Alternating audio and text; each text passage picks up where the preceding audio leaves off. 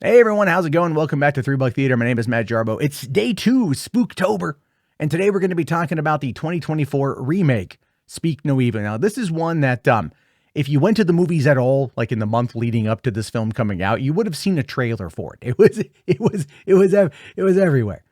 And there was a real big running gag about the fact that this movie was going to be on everyone's radar because everyone knew about it because the trailer was everywhere. But it turns out this is actually a remake of a 2022 Danish film, which has a much more darker and bleaker ending. Way darker and bleaker ending. And this movie does, well, I'm just going to start off by saying plays it kind of safe. Now, it is written and directed by James Watkins, who you would probably know, maybe, from the Black Mirror episode, Shut Up and Dance. That's the one where that teenager gets blackmailed into robbing a bank. That whole episode, he directed that episode, very intense, actually one of the more intense Black Mirror episodes. And he also directed the 2016 action thriller Bastille Day, starring Idris Elba. We all love us some Idris Elba, but the fact, yeah, I haven't seen it, but I heard it was a good film. Anyway, this is one that I was intrigued to watch. Right. I saw the trailer. It looked good. A lot of people were like, if you've seen the trailer, you've seen the movie. I don't really feel that at all. But the premise is very simple. American family vacationing in the Italian, countryside comes across, kind of a fun-loving, eclectic family that they really bond with. Very, very charming man led, Patty, played by James McAvoy, doing a great job. That guy's just got so much charisma. He really does. Like, he really sells this kind of like alpha male Chad, but emotionally disturbed and distant kind of guy. You don't know whether you want to like him or fear him to some extent. And that's kind of the allure that Scoot McNairy's character has for him, because he sees a guy who's in charge. And Scoot's character is not in charge. And this is where I feel like the movie really played well into some of the dynamics of being in relationships quite well.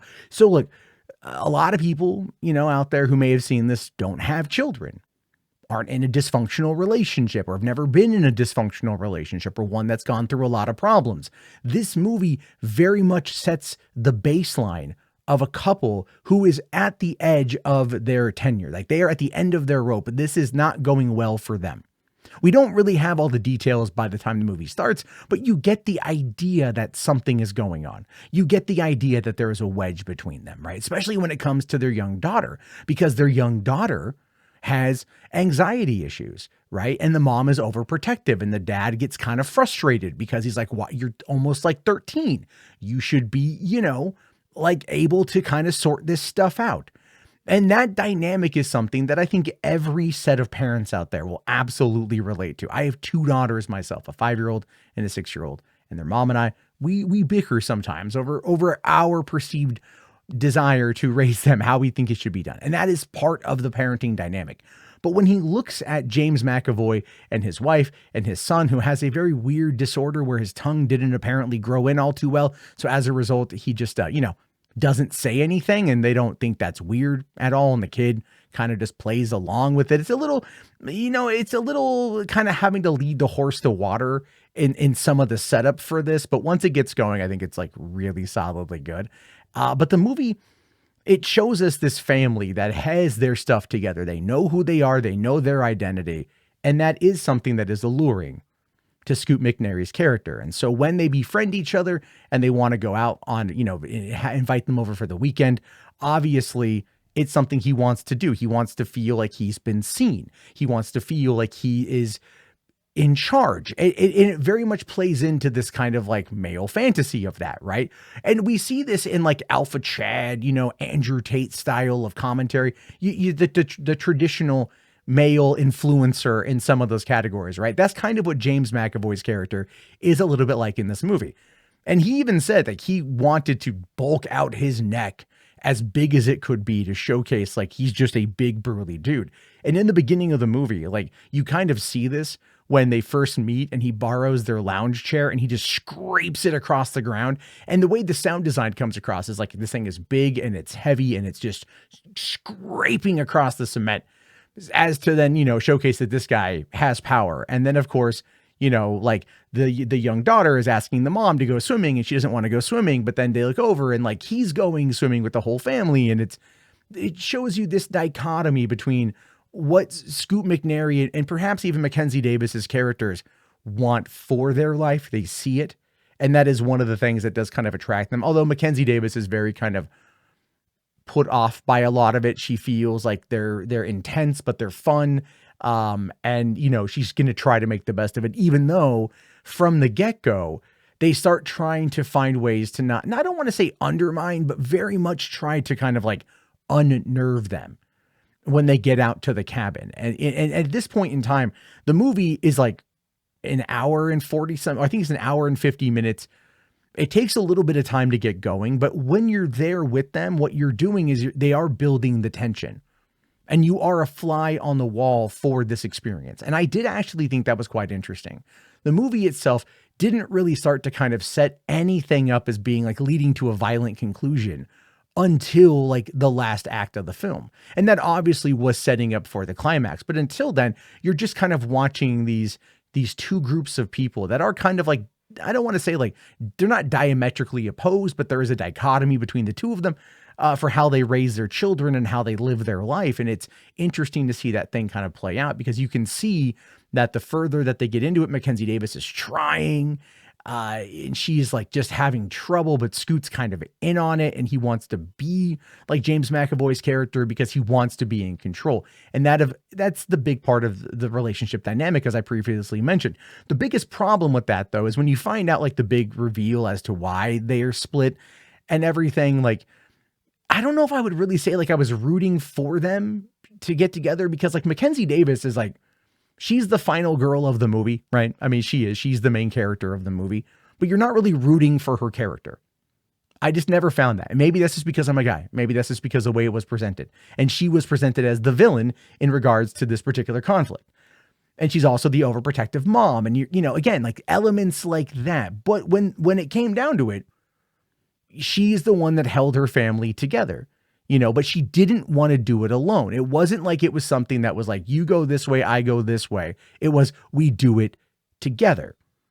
You know, like that's what she wanted to do. And I think when we get into the climax of the movie, when we get into the intensity and we get into like the horror, essentially, at this point, it is about keeping the family together versus her just trying to be the hero, right? She wants her husband to step up. He wants to step up. He's afraid. She's like reminding him, you have a family to protect.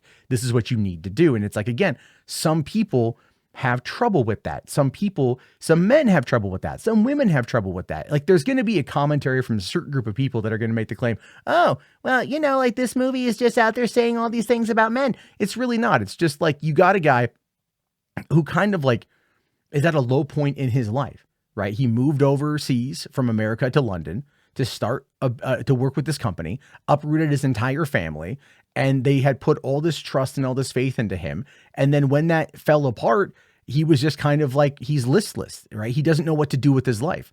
And then he's having problems with his wife and that stuff all compounds. And then he meets these people. So you can see through the power of the story, like where it leads to. But when we get into that final like 20 minutes, when everything starts getting real, I was really into it. I was like really down to see what's going to happen. It got a little cliched, obviously, but I really did enjoy the way that it was grounded in its approach. I always like it when these movies kind of stick to the roots rather than just trying to go above and beyond. You know what I mean? Like at one point they're trying to like, this would be Scoot McNairy and Mackenzie Davis are trying to like throw a Molotov cocktail to start fire on a barn in order to try to get attention from anyone nearby to call the fire department to get help. And they suck at trying to throw this Molotov, and it ends up landing, it rolls off the building and lands on the car, lights a car on fire, explodes the car. Like there's your explosion in the movie, which was really interesting because again, it wasn't the intent that they were going for. But McAvoy really brought this intensity as he was going through. And again, the movie itself, like from him being charming and being funny, and then him going into the intense moments, was really fascinating. I like the idea that the family was trying to basically people under the stairs. That's the idea I got from this movie, right? I know they took it from the original film, but it really is the people under the stairs. They want the perfect family. They want the perfect kid.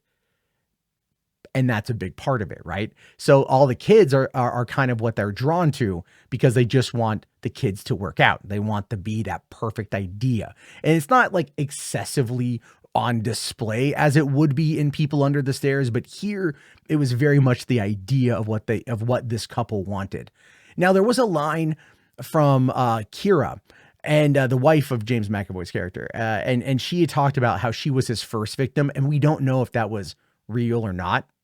I think it was, to be honest with you. I think she was the Bonnie to his Clyde, but I do think that she was his first. And I think but he also had her as there was Stockholm syndrome, I think, to an extent. But then after a while, she just went with it. She was just completely going with it, regardless of where the origin was. Kind of like Manson family vibes here is kind of a vibe that I got. But at the end of the day, I think the movie was quite effective in regards to its thrills. Not really what I'd call a lot of jump scares, some good violence here and there, but an interesting enough story to keep you engaged and to keep you just wanting to see what happens next. You can predict what's going to happen. It's not something that's going to, end up blowing anyone's socks off in regards to story, but the way that it's presented, the way that it's shot, the way that it's acted, it's all well and good. And I really, really, really like it. So anyway, your thoughts, your opinions, speak no evil. Let me know. Recommend me a movie to watch that's coming up. We got a whole bunch of days left of the month. I want to watch horror movies all month long, man. Hit me up. Let me know. Leave a comment. If you guys like this kind of stuff, let me know. I'll talk to you all later. Have yourself a great day. Thank you again, and peace out.